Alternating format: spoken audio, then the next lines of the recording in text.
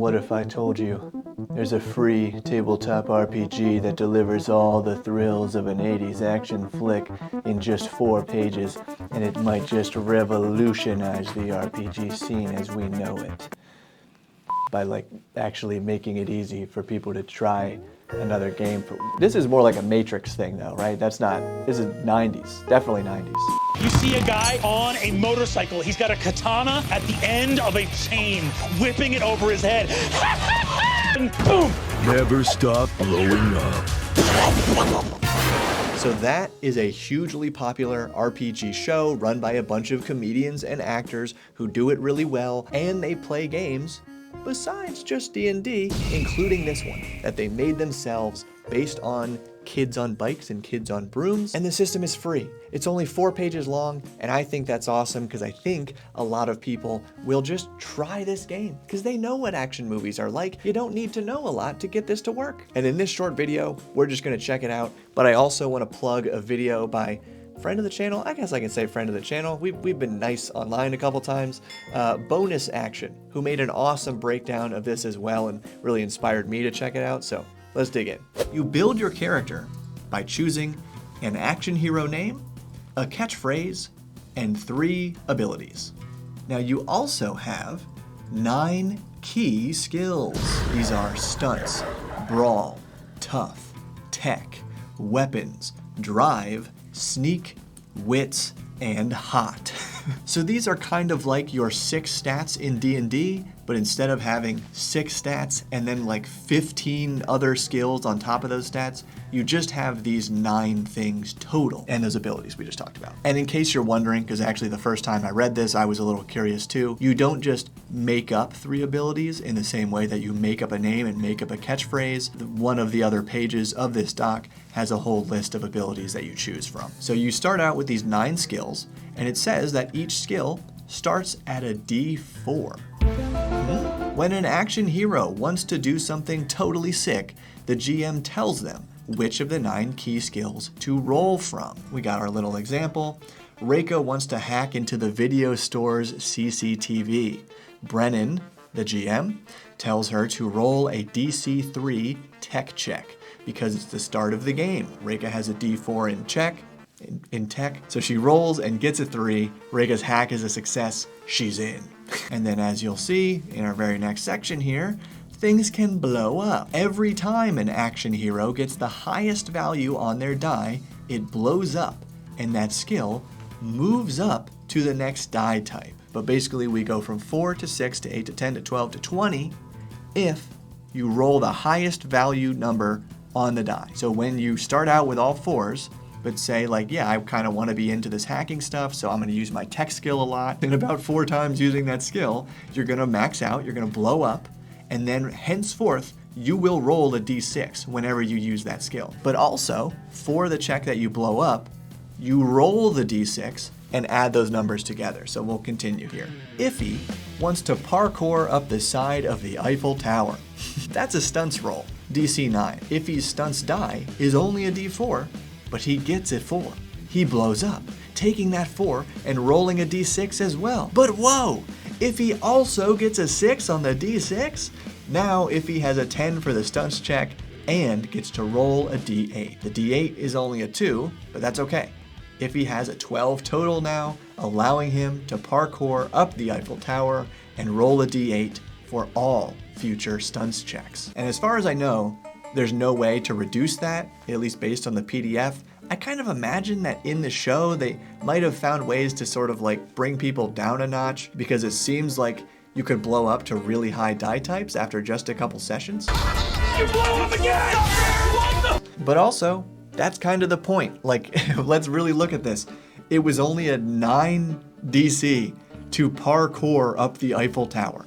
So remember our vibe here. Okay, and this part's really simple. Prepared actions. When an action hero has time to prepare for a skill check and is not under stress, they can just use a prepared action. Instead of rolling, they take half the die value for that stat. But you get the idea. Let's go to the next bit here. Izzy decides to fly a helicopter to the moon. Brennan sets the DC at 16.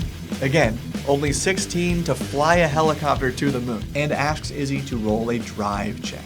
Izzy's drive is at a d6, but she rolls a 5. Izzy has failed 3 checks though, so she has 3 turbo tokens. She spends 1 to blow up that 5, turning her 5 into a d6 by spending that turbo. She then rolls a d8 and gets a 6, so she spends her last 2 turbo tokens to blow up again, adding a d10 to the roll. She rolls a 3 on the d10, and with her 6 from the d6, her 8 from the d8, that all adds up to a 17. Izzy is on the moon. So even when you're basically a level 2 in that stat, right? You have a d6, you can still have the chance with these turbo tokens of doing something as wild and bonkers as flying a helicopter to the moon. So we're really kind of borderline fantasy here. I don't think anything like that ever happens in an 80s action movie. I feel like this is much more cartoonish and more comic book-ish, but maybe I haven't seen enough 80s action movies. So what is this turbo token thing? When an action hero fails a check, they get a turbo token, which can be spent 1-to-1 to increase the value of a die roll. If a die roll is increased to its highest value, it triggers a blow up, as if the highest value had been rolled. That's how she was able to spend a turbo token to turn her 5 into a 6, blowing up that die, and then rolling a d8 and adding that whole thing too. Spent turbo tokens are placed on a player-specific tray in front of the board.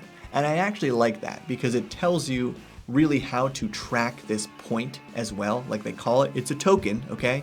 And you actually have these tokens in front of you. You get it. If both characters are in the same scene, players can spend turbo tokens for friends, but at a 2x cost. And before we read this example, I do want to point out, because I'm not too familiar with kids on brooms, kids on bikes, I don't know if the blowing up die and the turbo tokens, I don't know if those are analogs from those systems, but I do know that both of those standout mechanics exist in this game called Easy D6. But yeah, instead of blowing up, they're called explode here.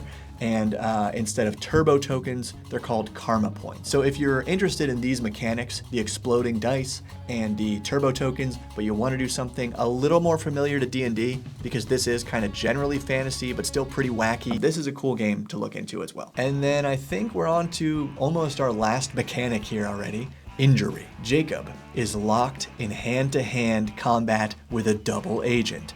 Brennan rolls a 16 on the double agent's brawl check and asks Jacob to roll for tough to oppose the hit. On only an 11 or higher, Jacob gets off scot-free. So they don't really state it out right here, but it's clear that as long as you're within 5 of, I guess, whatever the DC is in combat, you avoid injury. But Jacob only gets a 3 on his tough check, so he takes a superficial injury level. There are 3 injury levels: superficial, severe, and adrenalized. At severe injury, players must spend double the amount of turbo tokens to blow up. And at the adrenalized injury level, the injured character receives 10 turbo tokens. So you're kind of incentivized to do these dangerous things and get yourself to adrenalized, but here's the catch. When an adrenalized character fails a tough check, which I almost feel like should be called defense because they're clearly using it here as a way to avoid injury, but anyway, when they fail a tough check, they become either incapacitated or dead, depending on the attacker's intention. The risk and reward of doing crazy stuff is extremely closely tied together here. So now abilities. We're not going to go over all of these. At the end of each session, players may use remaining turbo tokens to purchase extra abilities. Individual abilities cost 2 turbo tokens. So for such a simple game, 4 pages, they really do build in these cool trade-offs just with a couple mechanics. It's very impressive. And so let's just see a couple of these, Relentless. This one's different. You gain 2 turbo tokens when you fail a check. Quick healing. Recover 1 injury level at the end of an encounter. That's great. Actually, yeah, I don't think anywhere else in here is it described how you recover from injury. I would imagine that it basically does involve just a simple rest, because that is kind of the way of action heroes, right? Oh, I just got shot and my arm's blown off. Okay, here's a bandage and maybe a tourniquet, you'll be fine. I like the sound of this. Neck snapper, roll a brawl check to harmlessly incapacitate any opponent. Again, it's free, you can look at these yourself. So let's just go to the last page. Group Suites. New group suites of abilities are unlocked for purchase once all players reach a higher die type, i.e. D6 from every player. Abilities from group suites cost 10 turbo tokens for an individual or 18 for the entire group.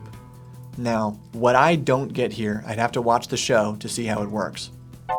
Is that a caveat? I haven't seen this show. I just think this is cool. But does that mean for an individual player or for an individual ability? And then 18 for the entire group. Does that mean the group of players or the group of abilities? In the comments, how did they do it? But nonetheless, we'll just look at the most powerful move in the game, which again should really, if you aren't already clear on it, should really emphasize the nature of how this plays. So first of all, the category is called Bustin' Makes Me Feel Good, which is unlocked at D20, meaning every player must have at least one of their skills at a D20. And the last ability here is when you roll a nat 20, you become the GM for 60 seconds. Crazy stuff. So that's Never Stop Blowing Up by Dimension 20. And actually, that's something missing here. There's no credits, so I don't know who actually designed this. I don't know who did the layout. I don't know who did any of the art. But I just love how this is a really popular, sensational group creating a game that's only 4 pages that you can just understand after reading it once and then play it.